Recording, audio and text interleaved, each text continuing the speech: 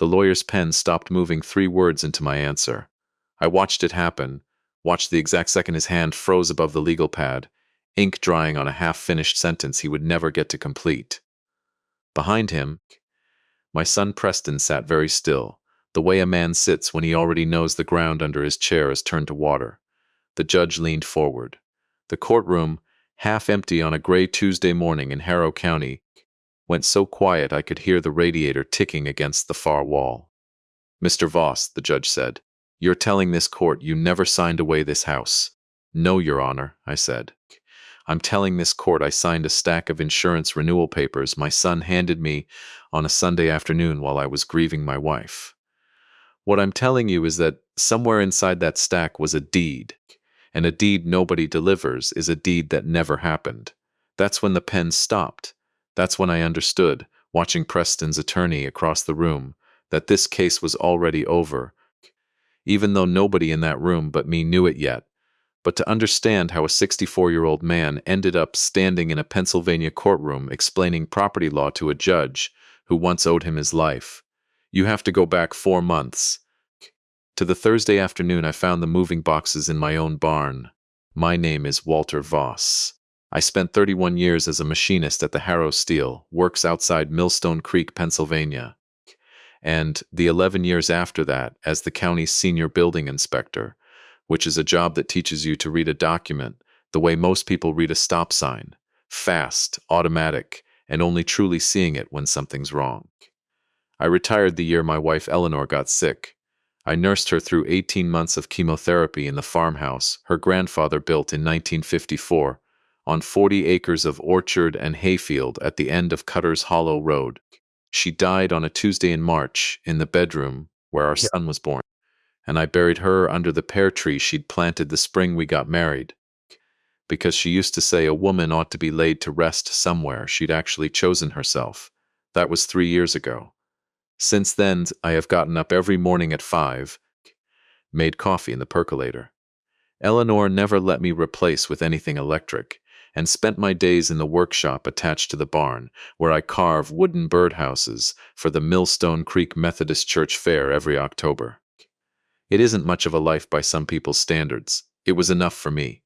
The orchard still bore apples. The hayfield still got mowed. Eleanor's garden still came up crocuses every March exactly where she'd planted the bulbs. Because some things keep their promises, even after the person who made them is gone. My son Preston is 39. He left Millstone Creek at 18 for Pittsburgh, and never came back except for holidays, and the occasional weekend, which suited him fine and suited me well enough too, since Preston and I have never been what you'd call close. He worked, I should say, though I didn't know that yet, in commercial real estate development, flipping strip malls and half-built condo projects on the edge of the city. He married Carla 9 years ago. She does interior staging for luxury listings, the kind of work where you rent furniture to make an empty house look like somebody's dream, then take it all away again once the sale closes. I used to think that was a strange way to spend a career, dressing up emptiness to sell it. I didn't know yet how strange it would turn out to be. The trouble started, though I didn't recognize it as trouble at the time, on a Sunday in late October. Preston and Carla drove up from Pittsburgh, which they did maybe 6 times a year, always announced a day in advance, always leaving before dark. Preston came in carrying a leather folder I recognized as the kind real estate people use for closing documents, and he set it on Eleanor's kitchen table, like it belonged there. "Dad, I know this is boring," he said, "but your homeowner's policy renews next month, and the agent needs updated signatures on a few things." I told him I'd bring it up so you don't have to drive into town. That was thoughtful of him, I thought. Genuinely thoughtful, the kind of small errand a son does for a father who's slowing down a little, whose knees complain on stairs now, whose eyes need reading glasses for fine print. I want to be honest about that moment, because everything that came after only makes sense if you understand that I trusted him completely, right up until the second I had a reason not to. He fanned out the papers. 8 or 9 pages, dense with the kind of boilerplate insurance language that makes your eyes slide right off the words. Carla made coffee while we talked, chatting about the Pittsburgh housing market, about a listing she'd staged with a Peloton in every bedroom because apparently that's what buyers want now. Preston flipped pages, pointed at yellow sticky tabs, said sign here, and here's just an acknowledgement page, and here. I signed where he pointed. I did not read every word. I want that on the record too, because a smart man made a foolish mistake that Sunday, and I have had to live with that mistake every day since. What I didn't know, what I wouldn't know for another 6 weeks, was that page 6 of that stack was not an insurance acknowledgement. It was a quitclaim deed, transferring the farmhouse, the barn, the orchard, and all 40 acres of Cutter's Hollow Road from Walter Ellery Voss to Preston James Voss, for the stated consideration of love and affection, and other good and valuable consideration. My signature was on it. So apparently was a notary stamp from a notary public named Denise Ashworth, dated that same Sunday, October 23rd. Denise Ashworth was not in my kitchen that Sunday. I want you to hold on to that fact, because it becomes the hinge this entire story turns on. But I didn't know it yet. Nobody did except the 2 people who needed it to be true. For 6 weeks, nothing seemed different. Preston called on Sundays, same as always. Carla sent a Christmas card in November, early, the way she always did, with a photo of the 2 of them on a beach in Cancun that I understood later had been paid for with money that didn't exist yet. I carved birdhouses, I raked leaves. I put up storm windows against the coming Pennsylvania winter, same as I had for 40 years, in a house I still believed, in every fiber of my being, belonged to me.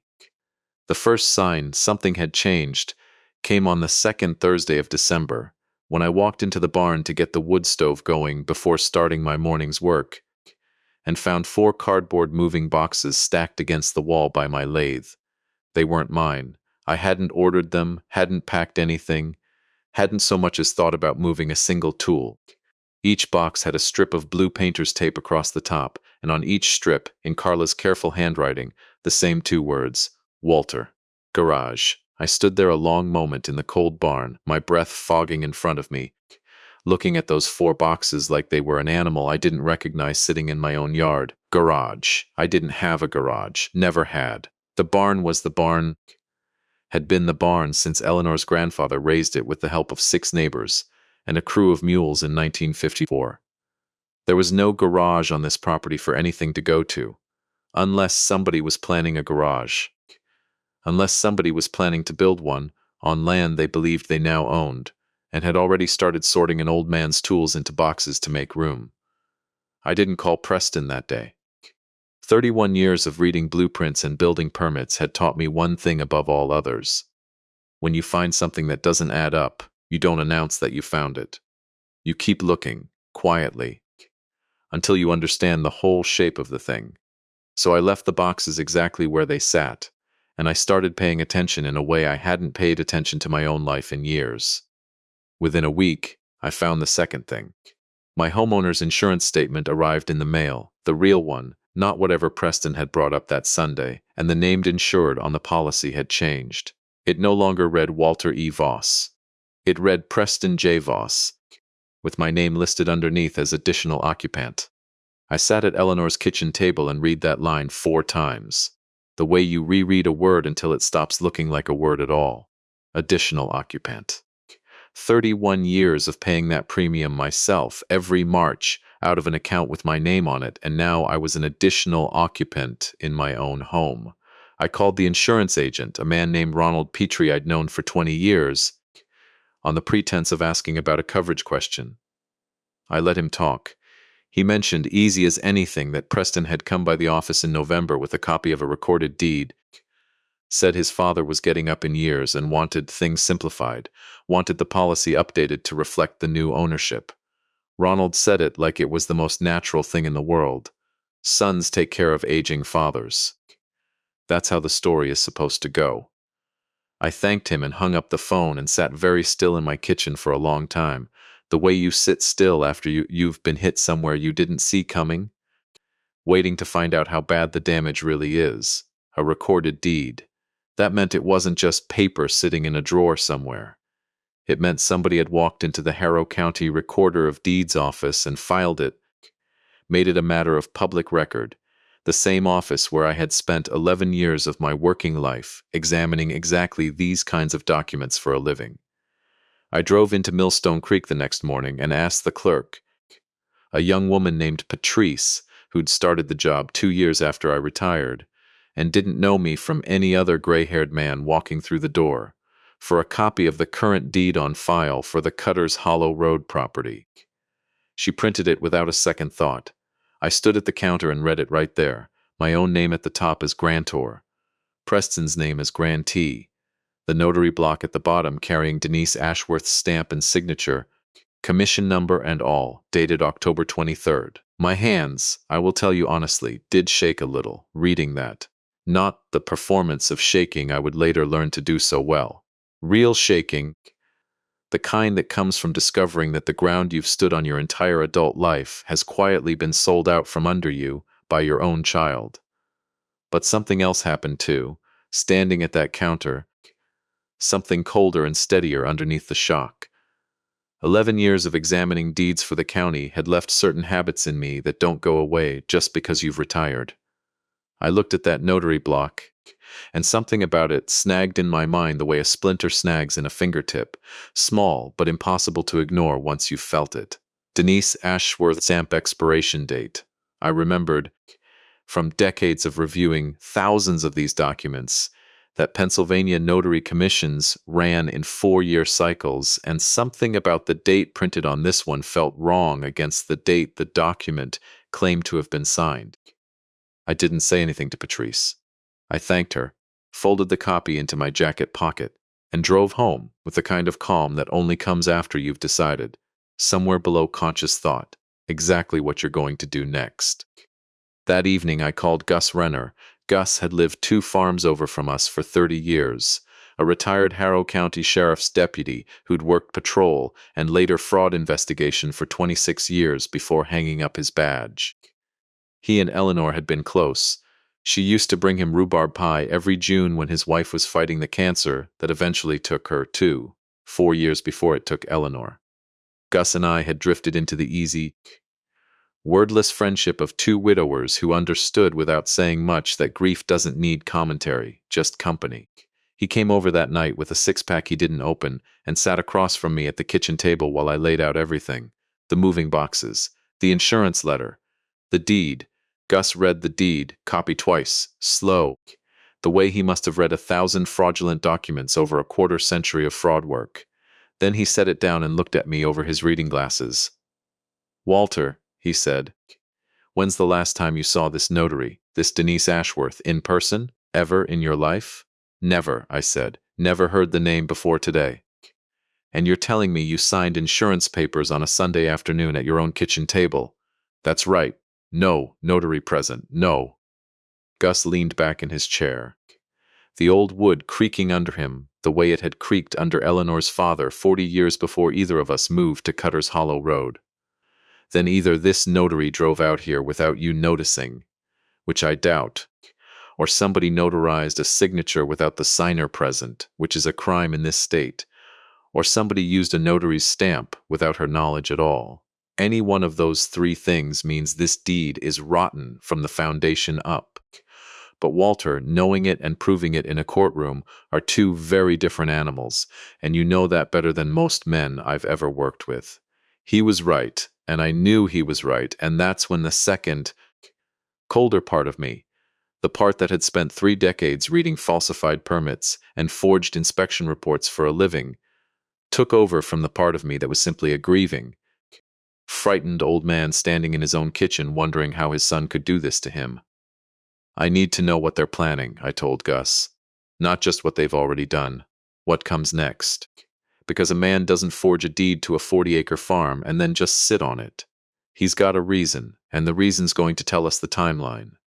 Gus nodded slowly. "You want to know the reason, Walter. You look at the son.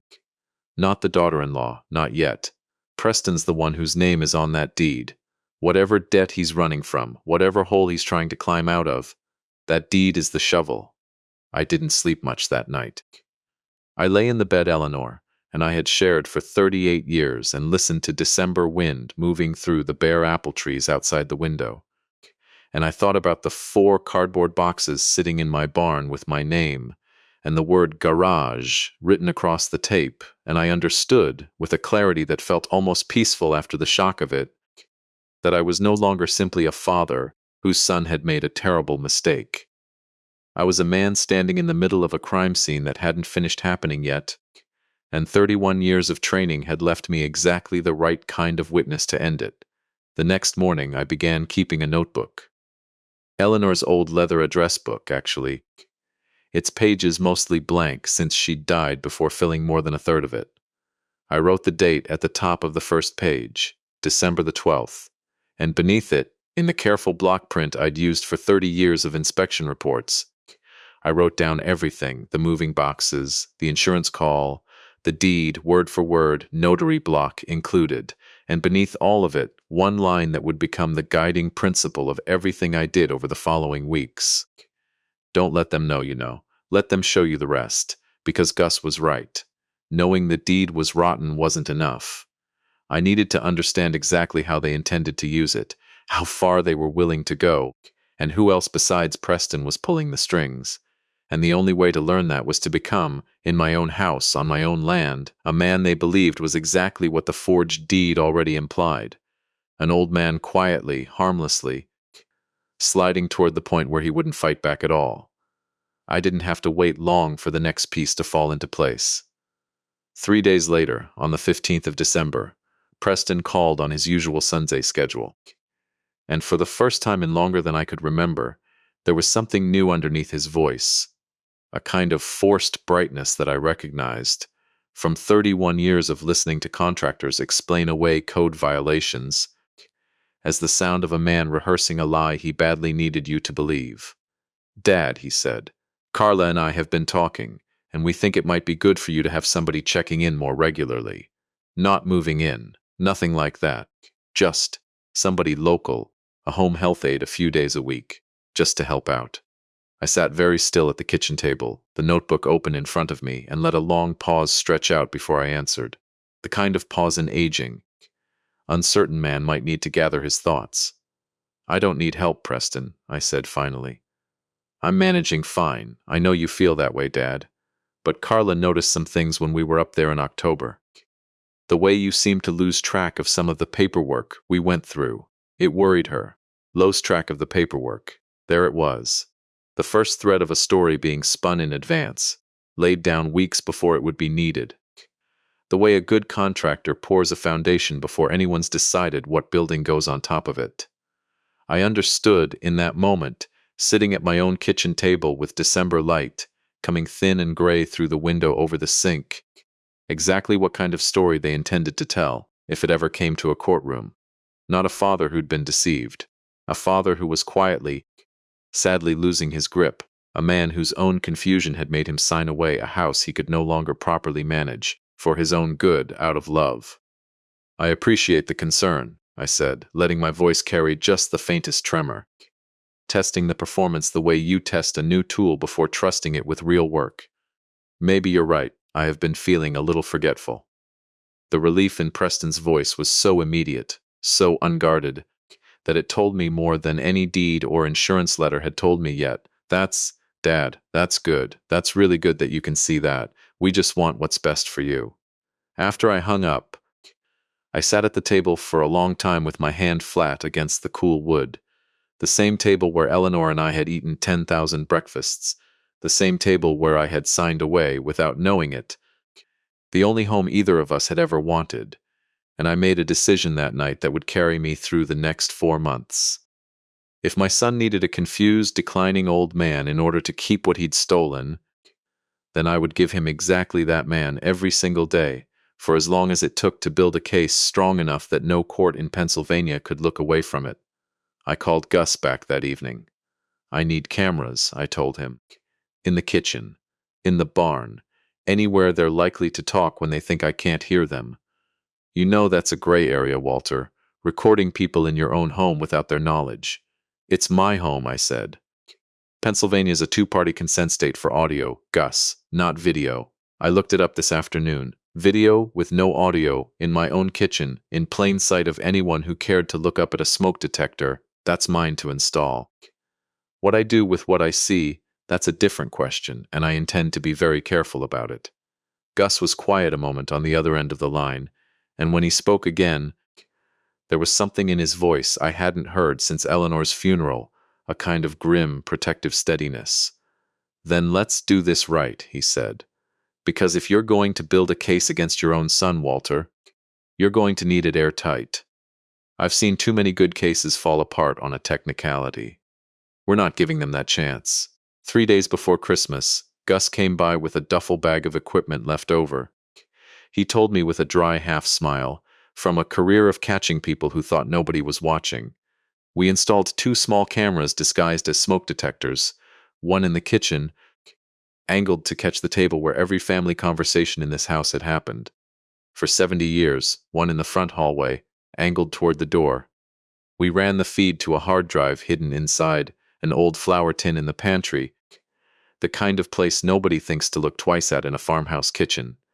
And then, 3 days after that, on Christmas Eve, with snow falling steady and silent over the orchard outside, Preston and Carla drove up from Pittsburgh for their usual holiday visit, carrying gifts and a bottle of wine, and though neither of them said so out loud, a plan they believed was already working exactly as intended. I met them at the door in my oldest cardigan, the one with a hole starting at the elbow, and let my hand shake, just slightly, taking Carla's coat. "Merry Christmas, Dad," Preston said, and hugged me, and I hugged him back. And somewhere behind us, hidden inside a smoke detector that had never once detected smoke, a camera was already recording the first conversation that would end, 4 months later, with a lawyer's pen frozen above a legal pad, and a judge leaning forward to ask my son a question he had no honest way to answer. Christmas Eve gave me the first real footage. Carla set the wine on the counter and began unpacking a casserole dish, while Preston carried in gifts. And for a few minutes the two of them talked in low voices at the kitchen table, believing themselves entirely alone with an old man dozing in his recliner in the next room. I sat with my eyes half closed, a Christmas special murmuring on the television, and listened. "He seems slower today," Carla said. "Did you see how long it took him to find his glasses?" "That's good," Preston said. "That's what we need Dr. Halvorson to see. When he comes up in January, Dr. Halvorson." A name I had never heard in my life, spoken with the casual familiarity of a man discussing an old friend. I filed it away in the notebook that night, under a new heading I titled simply, "Players." "The Millbrook people are getting impatient," Carla went on, her voice dropping lower. "Rourke called again yesterday. He wants the closing documents by the end of January, or the whole financing package falls apart." I know. I'm working on it." "Preston, you're not working on it. You're hoping your father doesn't notice a deed sitting in a drawer somewhere. That's not a plan, that's a prayer." I kept my eyes closed, kept my breathing slow, and even while my heart hammered against my ribs hard enough that I was half afraid they'd hear it across the room. Millbrook, Rourke, a financing package, a closing at the end of January. Whatever Preston was planning to do with this house, it wasn't simply moving in someday after I was gone. It was a transaction with a deadline, with real money and real people on the other end of it who were losing patience. "He'll be fine with it," Preston said. "He trusts me. He's always trusted me." "That's not the same as being fine with it," Carla said. "There's a difference between a man trusting his son and a man being competent to understand what he's signed. If this ever gets looked at closely, Preston, we need him declared. We need Halvorson's evaluation on record before anybody asks a single question about that deed." Declared. I understood the word the way you understand a diagnosis spoken through a closed door, not fully, not all at once, but with a dread that arrives in your chest before your mind is finished catching up. They didn't only need the deed. They needed a doctor willing to say on paper that I had not been competent to understand what I signed, which meant, perversely, that the very confusion I was performing for them was exactly the evidence they were hoping to manufacture into something real and permanent.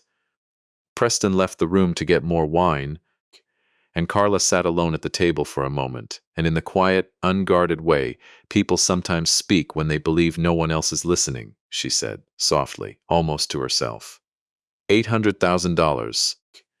and he's worried about hurting his father's feelings. $800,000. I wrote that number down that night, too, and underlined it twice. Christmas morning, I opened presents with them like nothing in the world was wrong. A new set of chisels from Preston, hand cream and wool socks from Carla, and thanked them both with a warmth that cost me more than either of them would ever know. Then they drove back to Pittsburgh before the roads got worse, and I stood in the driveway in the cold, watching their taillights disappear down Cutter's Hollow Road, and went straight to the pantry to pull the footage off the hidden drive. Gus came by that evening and we watched it together, on my laptop at the kitchen table, the same table where the conversation had happened not 12 hours before. He watched it twice through without saying a word, his jaw working the way it used to. He told me once, right before he made an arrest he'd been building toward for months. Rourke, he said finally. I know that name. Desmond Rourke runs a private lending outfit out of the North Side. Does bridge financing for developers who can't get bank money anymore. Word on the street's always been that his terms aren't the kind you find in a bank brochure. A loan shark, I said. A well-dressed one. With a law degree and an office with a view, Gus said. But yes, Walter, that's exactly what I mean. He tapped the laptop screen on the frozen frame of Carla's face mid-sentence. Your son's in deep with a man who doesn't do patience. That deadline they mentioned, end of January, that's not a suggestion. Men like Rourke don't send reminder letters. They send consequences. So Preston needs this house sold or mortgaged or whatever they're planning before the end of January. And he needs you declared incompetent before anybody looks too closely at how he got the deed in the first place, Gus said. Which means, Walter, we're not working with months anymore. We're working with weeks. I looked at the frozen image on the screen a long moment, my own son's kitchen chair, empty in the frame, his voice still audible from somewhere off camera saying he trusts me. He's always trusted me, and felt something in my chest settle, cold and clear, into a kind of resolve I hadn't known since the last difficult inspection fight of my career, the year I'd shut down a housing development for code violations that would have killed someone eventually, against pressure from 3 separate county commissioners who wanted the project finished on schedule. Then we work faster, I said. I need to know exactly what's in that closing package. I need to know who Dr. Halverson is and what he's being paid, and I need somebody who can tell me, for certain, whether that notary stamp on my deed is real. Gus nodded slowly. I know a man for that last one, he said. Marcus Cho.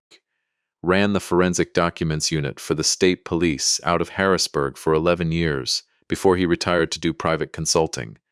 He owes me a favor from a case back in '06 that I'd rather not discuss over coffee. If anybody can tell you whether that stamp is genuine, it's Marcus.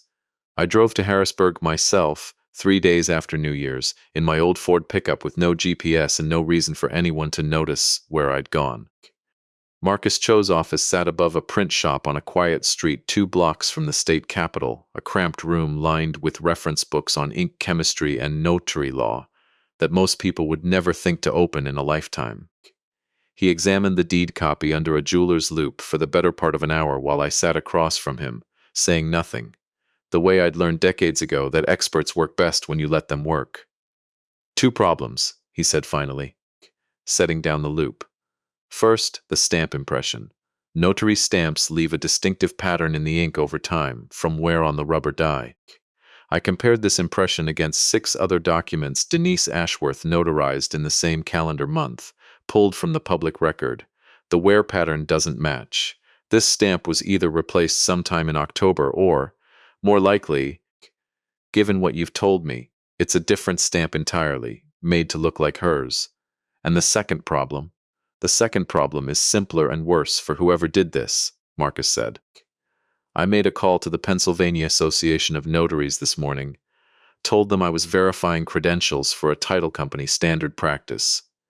Denise Ashworth was in Orlando, Florida, from October 20th through the 27th, attending the National Notary Association's annual conference. I have the conference registration list. Her name's on it. She was 1,500 miles away from your kitchen table on the day this document claims she watched you sign it. I sat very still, feeling something I can only describe as the floor of the whole conspiracy giving way beneath me, not with relief, not yet, but with the particular vertigo of watching a lie collapse and understanding, all at once, just how deliberately it had been built. Somebody had gone looking for a notary stamp to forge, or a corrupt notary willing to backdate a signature, and had chosen Denise Ashworth specifically, perhaps, because her office was in Pittsburgh, far enough from Millstone Creek that nobody local would think to check her calendar against the date on the deed. "Can you put this in a report?" I asked. "Something a court would accept?" "I can do better than that," Marcus said. "I can testify to it if it comes to that. But Walter, I want to be straight with you. A forged notary stamp proves the notarization was fraudulent. It doesn't automatically prove the deed itself is void, or that you didn't actually sign it. A good lawyer on the other side will argue the notarization was defective, but your signature was genuine, and Pennsylvania courts sometimes still enforce a deed even with a bad notary block if the underlying signature and intent to convey are established some other way. That word again, delivery, intent to convey. 31 years of examining property records had put those exact phrases into my vocabulary decades ago, the way any trade leaves its language behind in you whether you use it or not. And sitting in Marcus Cho's cluttered Harrisburg office, I felt the shape of my defense begin to assemble itself, piece by piece, the way a blueprint assembles itself from a stack of separate drawings. A deed is not valid the moment it's signed. Under Pennsylvania law, and under the law of nearly every state, a deed requires delivery. The grantor must actually hand over control of the document, actual or symbolic, with the clear intent that ownership transfer immediately. A deed signed and then locked in the signer's own drawer, never given to the grantee, never recorded with the grantor's knowledge or participation, is a deed that has never legally taken effect, no matter whose name sits at the bottom of it. I had never handed Preston that deed. I hadn't known it existed. He had taken it, extracted it from a stack of papers I believed to be insurance forms, recorded it himself, without my knowledge, without my participation, and without ever once placing it in my hands with the words here, "Dad, this is yours to give away." If I could prove that, prove I had never possessed, never released, never intended to convey, then it didn't matter, in the end, whether the notary stamp was genuine or forged. The deed had failed on its own terms before the ink was even dry. "I need proof of non-delivery," I said slowly, half to Marcus, half to myself. "I need to show I never had that page in my possession as a deed. I never knew what it was." Marcus smiled for the first time since I'd walked into his office, the small, satisfied smile of a man watching someone else finally arrive at a conclusion he'd been quietly steering them toward for the last 20 minutes. "Now you're thinking like the inspector you used to be, instead of the frightened father you walked in here as," he said. "That's exactly right, Walter. Get me everything.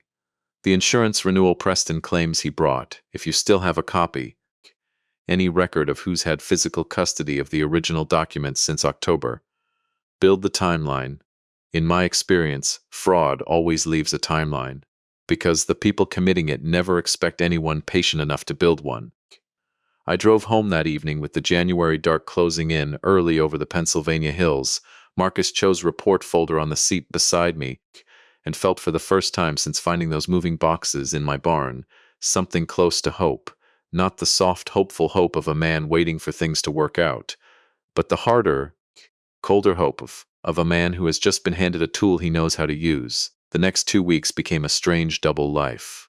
By day, for Preston and Carla, and for anyone else watching, I remained the man they believed they'd created, forgetful, agreeable, gently sliding.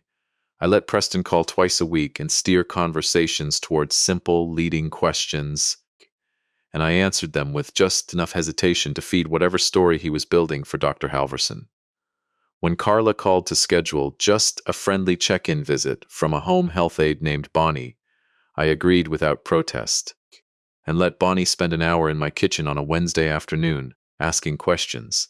I answered with careful, calculated unevenness, sharp and clear on some things, vague and uncertain on others, exactly the pattern that would read, to an unsuspecting observer, as early cognitive decline, and exactly the pattern I had rehearsed the night before, with Gus playing the role of Bonnie, testing every answer for how convincingly it would land. By night, I built my case. I drove twice more to Harrisburg with copies of every document I could find: old insurance statements, tax records, the original October paperwork Preston had left behind after signing that Sunday, which I found still sitting in a kitchen drawer where I'd tossed it after signing, untouched, uncollected, exactly where an actual insurance acknowledgement would have sat for months if nobody had ever needed to retrieve a hidden deed from among its pages. That drawer, I realized, examining it closely with Marcus's guidance over the phone, was itself a piece of evidence, proof that whatever original deed page had been slipped into that stack, somebody had needed to come back for it later, separately to walk it into the recorder's office themselves, because it had never left my house in Preston's hands at all. I found the answer to that particular question on the second Tuesday of January, going back through my own memory with the same discipline I'd once applied to reconstructing a construction timeline for a courtroom. Preston had come back to the house once in November, alone, without Carla, on a Tuesday when I'd been at the dentist in town for a 2-hour appointment. He'd told me on the phone beforehand that he wanted to drop off a birthday gift for a nephew he thought might be visiting. A flimsy, forgettable excuse I hadn't questioned at the time, because why would I? I called Gus that evening, and together we pulled the footage from a motion-activated trail camera I'd mounted years earlier on the barn, originally meant for photographing deer, and there, time-stamped in the corner of a grainy image, was Preston's car in the driveway on that exact Tuesday afternoon, 31 minutes, while I sat 40 minutes away having a cavity filled. 31 minutes was more than enough time for a man who knew this house as well as Preston did to find that kitchen drawer, extract a single sheet of paper, and drive it 40 minutes into Harrow County's recorder's office before it closed for the day. I checked the recorder's timestamp against the county's public filing log the next mornings. The deed had been recorded at 3:47 that same Tuesday afternoon. "That's it," Gus said, when I laid the timeline out for him at my kitchen table, the notebook now 3/4 full of dates, names, and numbers. "That's non-delivery, non-possession, and a forged notarization, all three, stacked up in a row. Walter, I've built weaker fraud cases that put men away for a decade, but knowing the deed was hollow, I understood by then, still wasn't the whole fight." Carla's voice from Christmas Eve stayed with me through every one of those January nights. "We need him," declared, and I knew that whatever Preston and Carla intended to do with Dr. Halverson's evaluation, they intended to do it soon, and I needed evidence of that fraud too, not just the deed's failure on paper, but proof of the conspiracy itself, captured in their own words, in their own voices, before a judge who would have every reason in the world to doubt an old man's memory over a respected doctor's signed opinion. The appointment with Dr. Halverson came on the third Saturday of January. Preston called that Wednesday to arrange it, his voice carrying the same practiced gentleness it always did now. "Dad, we've got a doctor coming up this weekend, just to check in on you, make sure everything's okay health-wise. Nothing to worry about." I agreed, of course, the way I'd learned to agree to everything, and spent the 3 days beforehand rehearsing, with Gus's help, exactly how far to let my performance go, confused enough to satisfy whatever narrative Preston needed, never so confused that a genuinely competent physician, if Halverson turned out to be one, might actually believe there was real cause for concern that could complicate my legal position later. Gus installed a third camera that Friday night, this one in the living room where these evaluations typically happened, disguised inside an old radio on the bookshelf that hadn't worked in a decade and that nobody, I was fairly certain, would think twice about. Dr. Anthony Halverson arrived Saturday morning in a gray sedan, a soft-spoken man in his 50s with kind eyes and a leather medical bag that looked, I thought, entirely too theatrical for a genuine house call, like a prop chosen for how convincingly it would read on camera, rather than for anything a real doctor actually carried. He asked me the standard questions: the date, the president's name, to count backward from 100 by sevens, and I answered some correctly, missed others with a careful, calibrated unevenness, the same pattern Bonnie's visit had established weeks before. building a consistent record of decline that would look, to anyone reviewing it later without context, entirely genuine. What I noticed, though, watching him work, was something Halverson said almost as an aside, packing his bag afterward. Speaking to Preston in the doorway in a voice he clearly thought I couldn't hear from my recliner across the room. "I'll have the full evaluation typed up by Monday," he said. "You said the Millbrook closing needs it by the end of the month?" "That's right," Preston said. "I can make that work," Halverson said. "For the arrangement we discussed. The arrangement we discussed."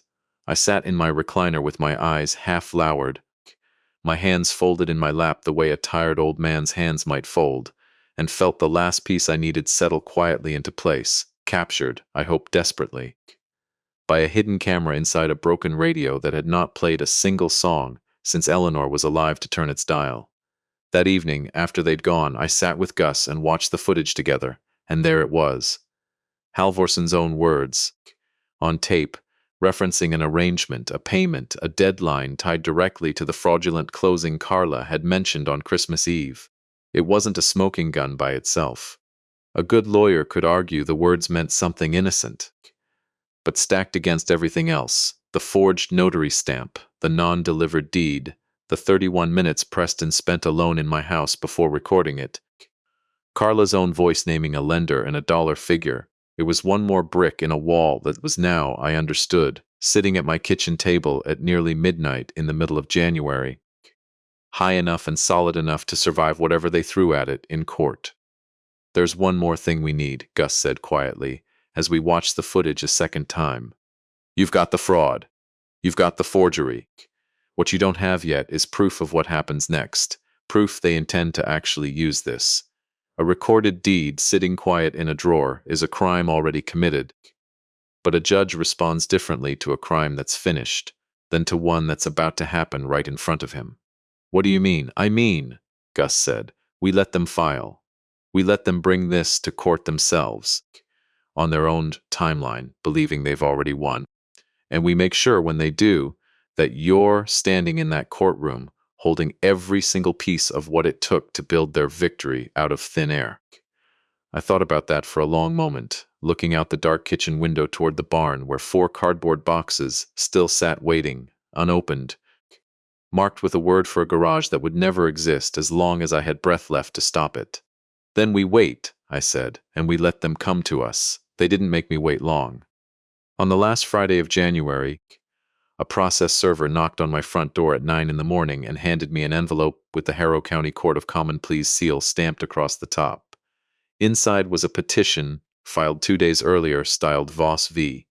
Voss, requesting the court quiet title to the Cutters Hollow Road property in Preston's name, and buried in paragraph 14, in language so careful and clinical, it took me a second full read to understand what it actually meant, requesting that the court additionally find me lacking the mental capacity to contest the matter and appoint Preston as my legal guardian for purposes of the proceeding. I stood in my own doorway in the cold January morning, holding that envelope, and felt something that surprised me. Standing there, not fear, not even anger exactly, but a strange clarifying calm, the calm of a man who has spent 6 weeks preparing for precisely this moment and finds, now that it has finally arrived, that he is more ready for it than he ever expected to be. I called Marcus Cho first, then Gus, then, at Marcus's recommendation, an attorney named Deborah Kessler out of Pittsburgh, who specialized, as it happened, in exactly this kind of elder fraud litigation, a woman in her 60s with a reputation, Marcus told me, for taking apart forged deeds the way other lawyers take apart parking tickets. The hearing was set for the last Tuesday in February, 4 weeks out, in the same Harrow County courthouse where I had once spent countless mornings testifying about building code violations, in front of a judge I had never met but whose name, when I read it on the notice, stopped me cold, for reasons I wouldn't fully understand until the day I actually walked into his courtroom and watched his face change the moment he looked up and saw mine. The presiding judge, the notice read, would be the Honorable Thomas Kessler Renner. I stood in my kitchen holding that piece of paper for a long time, my mind reaching back 41 years, to a burning house on a February night in 1983. and a 9-year-old boy I had pulled from a second-story window with my bare hands, 3 months before I ever laid eyes on the woman who would become my wife. I hadn't thought about that fire in years. Not consciously, not the way you think about the ordinary furniture of your own life. February of 1983, a house on Ridley Lane, 2 towns over, where I'd been visiting my cousin for the weekend, when the neighbors started shouting about smoke. I was 23 years old, 3 years into my apprenticeship at the steelworks, home on a rare weekend off, and I remember running toward that house without a single thought in my head, beyond the fact that somebody's window on the second floor had a boy's face pressed against it, mouth open, hands slapping the glass. I broke that window with a porch chair. I remember the heat of it, the way smoke rolled out over my head the second the glass gave. And I remember pulling a 9-year-old boy out through that frame with both my hands wrapped around his forearms, his weight, nothing at all against the adrenaline running through me, and setting him down on the wet February grass while the fire department's sirens were still 3 streets away. I never learned his name that night. There was too much confusion, too many people, and I went back to Millstone Creek 2 days later and never thought to ask. Eleanor used to tease me about it sometimes, in the early years of our marriage. When I'd tell the story at a dinner party, Walter saved a boy's life and never even got his name. Isn't that just like him? It became a piece of family lore, told and retold until it lost its sharp edges and became simply a story, the kind you repeat at holidays without really feeling it anymore. I had never once, in 41 years, connected that boy to a judge's name on a court notice. But I remembered, standing in my kitchen with the petition trembling slightly, genuinely trembling, this time, not performed, in my hand, that the newspaper the next morning had run a short item about the fire, and that the family's last name had been Renner. I did not mention this to Deborah Kessler, my attorney, or to Gus, or to anyone at all in the 4 weeks leading up to the hearing. I told myself it might mean nothing, a common enough surname, a coincidence easily overstated by an old man hungry for any sign that the universe hadn't entirely abandoned him. I built my case the way Gus and Marcus and Deborah and I had planned to build it regardless, on documents, on timelines, on forensic proof, on evidence that would stand up whether or not the man on the bench remembered a burning house on Ridley Lane 4 decades ago. I would not gamble my home or my dignity on a memory that might belong to someone else entirely. But I kept it, quietly, in the back of my mind, the way you keep a single tool in your coat pocket that you hope you won't need, but are grateful to have close at hand. The 4 weeks before the hearing were the strangest of my life. Preston called twice more, his voice increasingly strained beneath its practiced warmth, and I understood, listening to him, that whatever confidence Carla and Rourke and Halverson had built into their plan was beginning to fray under the pressure of their own deadline. Deborah Kessler filed a response to the petition, laying out, in careful legal language, the non-delivery argument, the forged notarization, the 31-minute gap in the trail camera footage, without revealing the full weight of what we had. Marcus's forensic report, the hidden camera recordings, Carla's own recorded voice naming Desmond Rourke and $800,000.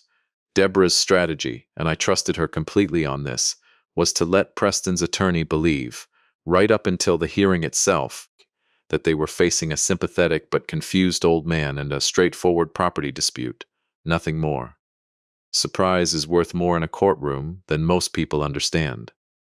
She told me the week before the hearing, sitting across from me in her Pittsburgh office with the deed and Marcus's report spread between us, a lawyer who thinks he already knows how a hearing is going to go stops preparing for the version where he's wrong. We want Preston's attorney walking in confident. Confidence makes people careless. The morning of the hearing, the last Tuesday in February, I dressed in the same gray suit I'd worn to Eleanor's funeral, the only suit I owned that still fit properly, and drove myself into Millstone Creek under a sky, the color of wet slate, threatening snow that never quite arrived. Gus met me at the courthouse steps, and Deborah Kessler was waiting inside with 2 bankers' boxes of evidence I had not previously been permitted to see assembled all together. Marcus Cho's forensic report bound in blue, the trail camera stills, transcripts of the hidden camera footage, a certified letter from the National Notary Association confirming Denise Ashworth's conference attendance in Orlando. Preston was already seated at the petitioner's table when I walked in a charcoal suit that fit him the way expensive things fit men who are used to having them, and beside him sat his attorney, a younger man named Bradley Corning, who carried himself with the easy, unhurried confidence Deborah had predicted.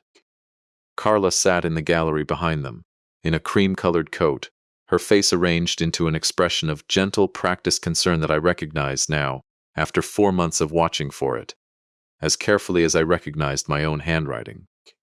I took my seat at the respondent's table beside Deborah, folded my hands on the table exactly the way I'd practiced folding them for 4 months of performed decline, and waited. The bailiff called the courtroom to order, and Judge Thomas Renner walked in.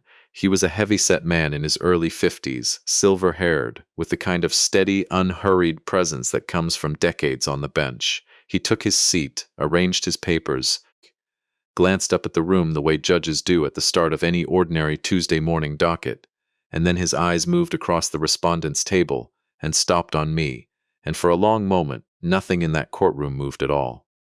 "Mr. Voss," he said slowly, and something in his voice had changed entirely from the flat procedural tone he'd used calling the room to order 30 seconds earlier. "Walter Voss?" "Yes, Your Honor," I said. He set down his pen.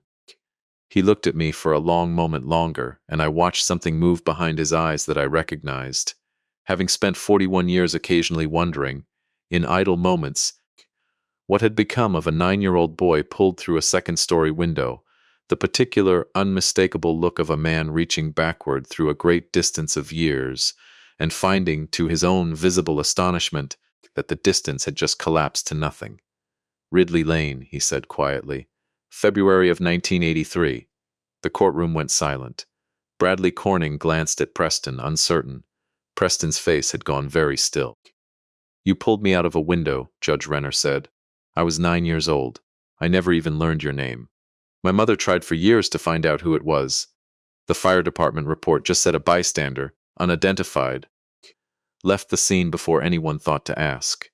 He shook his head slowly, and I saw for just a moment the composure of a career judge slip entirely, replaced by something younger and rawer underneath it. "I've told that story my whole life, Mr. Voss, to my own children, and I never once knew the man's name." "I didn't know yours either, Your Honor," I said, and found, to my own surprise, that my voice was steady. "Not until I saw it on the notice for this hearing." He sat back slowly in his chair, and I watched him gather himself, watched 4 decades of judicial discipline reassert itself over whatever had briefly broken through. "Well," he said finally, his voice regaining its formal cadence, though something warmer remained underneath it now, something that hadn't been there 30 seconds before. "That is an extraordinary coincidence, and I want it on the record that I have disclosed it for the sake of the proceeding's integrity. Mr. Corning, Miss Kessler, if either of you believes this history compromises my ability to hear this matter fairly, I will recuse myself without hesitation, and I mean that sincerely." Bradley Corning glanced at Preston, clearly caught entirely off guard, weighing, I could see, whether objecting here would make his client look desperate before a single piece of evidence had even been presented. "No objection, Your Honor," he said finally, and I understood, watching him, that he had just made the first small, quiet error in what would become a very long morning of them. "Very well," Judge Renner said. "Let's proceed, Mr. Corning, your petition." Corning stood and laid out his case with the same easy confidence Deborah had warned me to expect. A straightforward narrative of a loving son, worried about his aging father's declining capacity, who had, with his father's full knowledge and consent, taken over the property to simplify its management, as Walter Voss's health began to fail. He introduced the deed. He introduced a written evaluation from Dr. Anthony Halverson, describing significant cognitive impairment consistent with early-stage dementia. He introduced Bonnie's home health notes, describing an elderly man who sometimes struggled with basic questions, who seemed, in her professional opinion, increasingly unable to manage his own affairs. It was, I had to admit, listening to it laid out in Corning's calm, practiced voice, a genuinely convincing story, if you didn't already know every seam where it had been stitched together from lies. Your Honor, Corning finished. This is, at its heart, a simple and sympathetic case. A son stepped in to protect a father who was quietly losing the ability to protect himself. We ask the court to quiet title in Mr. Preston Voss's name and appoint him limited guardian for the purposes of managing his father's remaining affairs. Judge Renner turned to me. Mr. Voss, you have the right to respond to these allegations. Do you wish to speak, or would you prefer your counsel address the court on your behalf?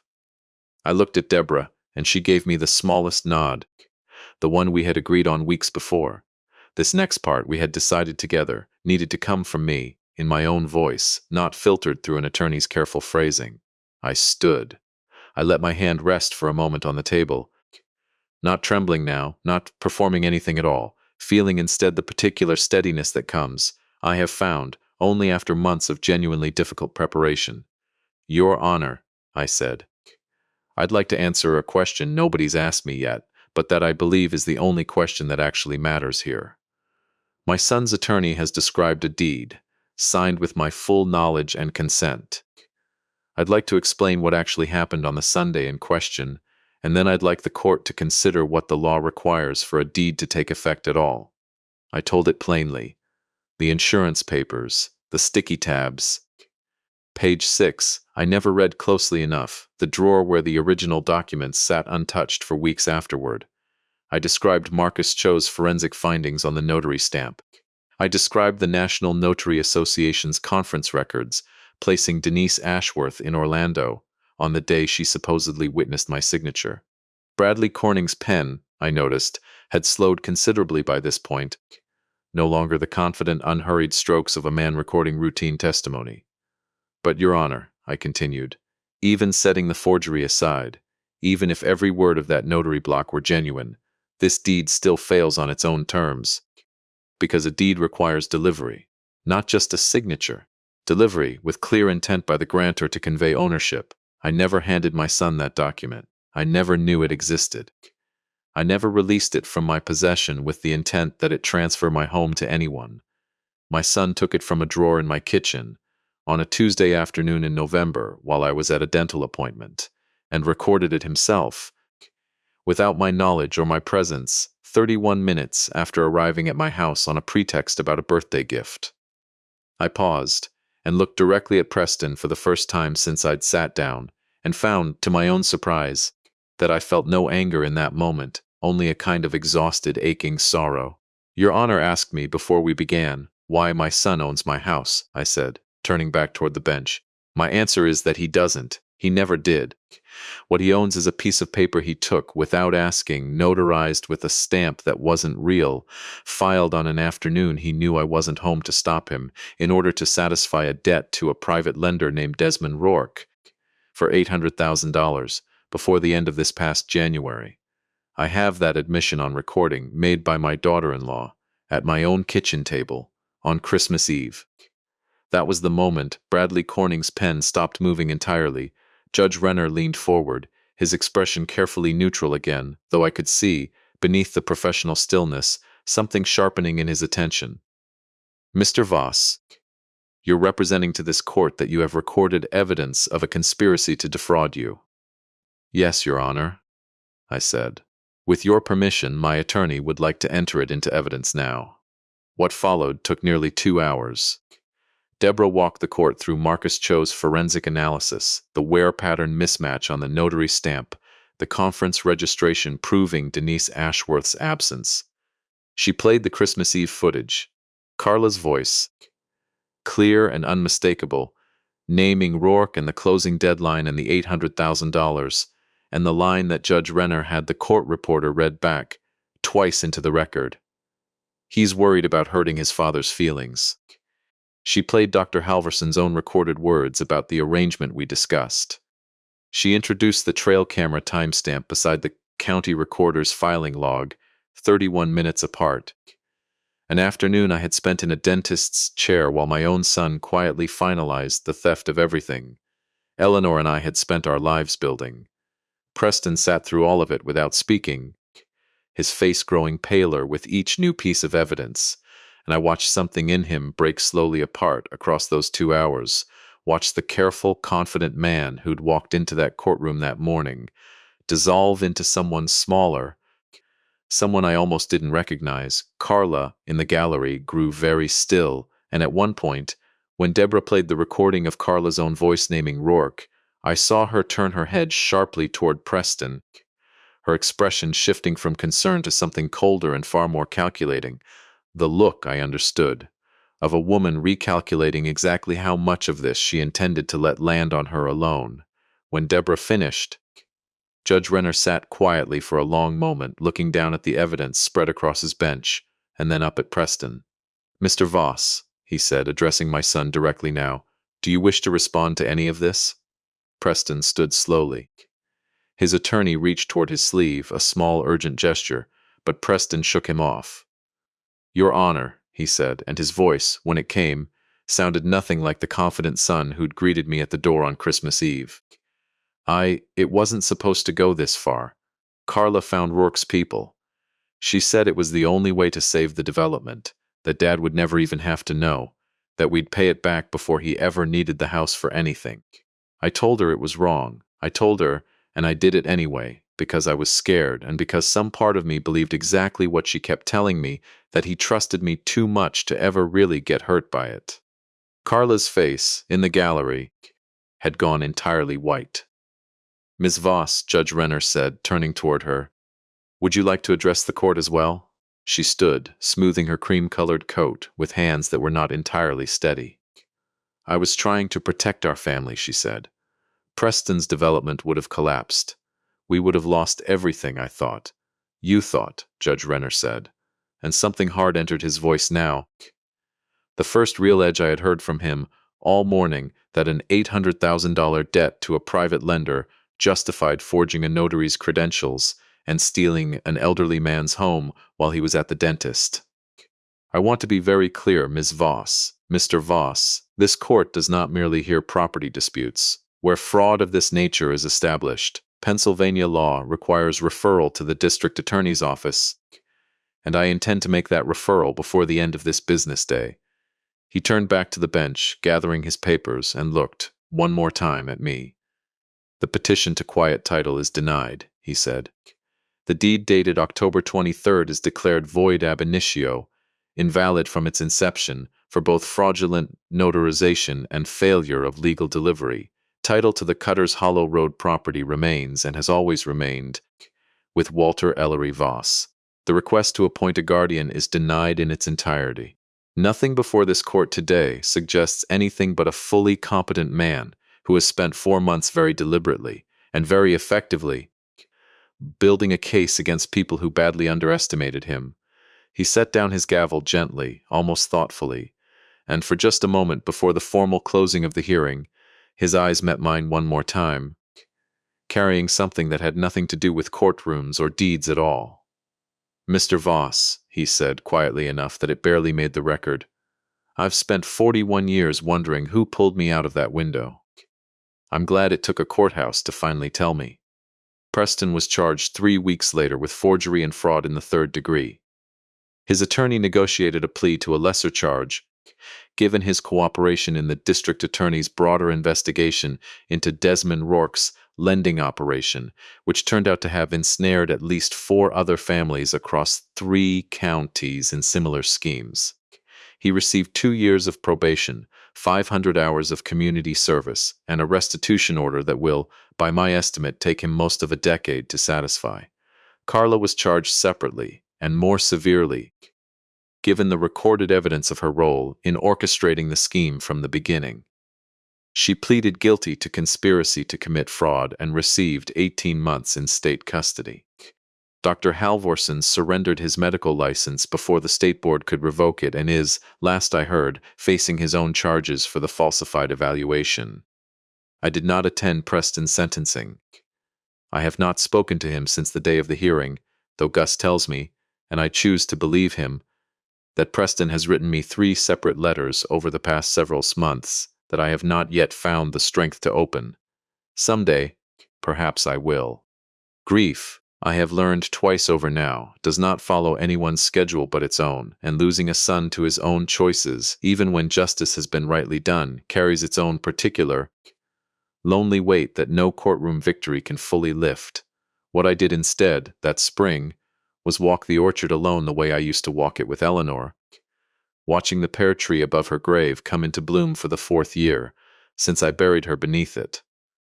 I finished the birdhouses I'd been carving all winter and delivered them, as I do every year, to the Methodist Church Fair, and I stood in my own barn afterward, among the tools nobody had ever managed to box away, and felt something in me settle that had been unsettled.